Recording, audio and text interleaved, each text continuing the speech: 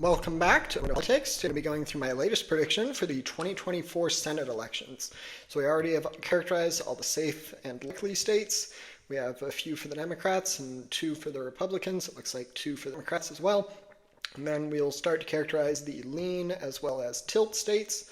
We'll add a tilt characterization here. So we'll get started off in the West Coast. So both California and Washington are safe blue states.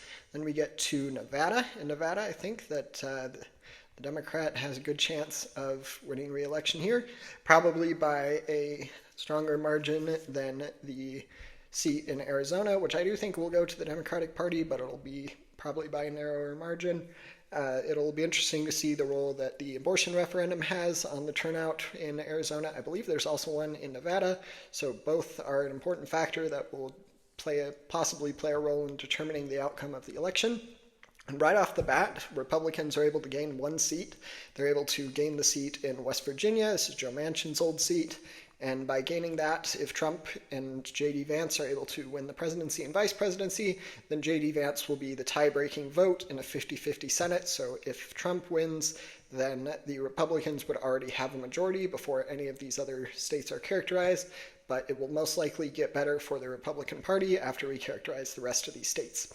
So in the state of Wisconsin, I'm going to give this as a tilt blue rating. I do think that it's probably going to go to the Democratic Party, but I think if Biden stays in the race, the chances for the Senate Democrats are going to get slightly worse, possibly much worse. We'll have to see the impact it will have if Biden stays in the race until Election Day. Then we will go to the state of Michigan. In Michigan, I'm going to give this as a tilt blue rating as well. I think that it'll probably be the closest of the 3 Rust Belt states, but for now I'm going to give it as a tilt Democratic rating. Then we get to state of Pennsylvania. In Pennsylvania, I'm going to give that as a lean Democratic rating. I think Bob Casey is probably going to overperform Biden by a pretty decent margin.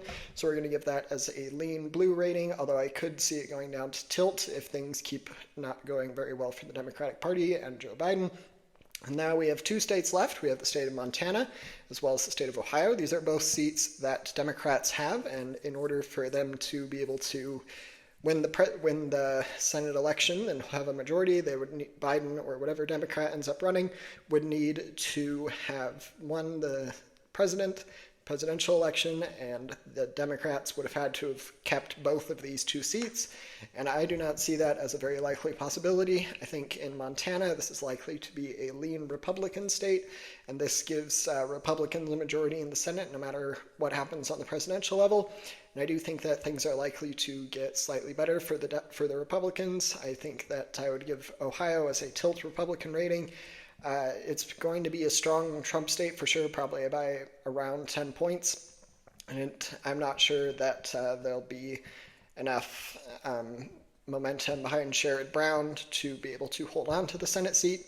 I do think it's possible, which is why I'm giving it as a tilt characterization. I think any of these tilt states could end up going the other way, except for maybe Wisconsin. I think Wisconsin is most likely going to be in the Democratic column. But I do think that Michigan and Arizona have a chance of going the other way, as well as Ohio. But for now, this is going to be the characterization I will give to each of these states. Feel free to let me know if you have any questions about any of my predictions. And don't forget to like and subscribe. Thanks. Bye.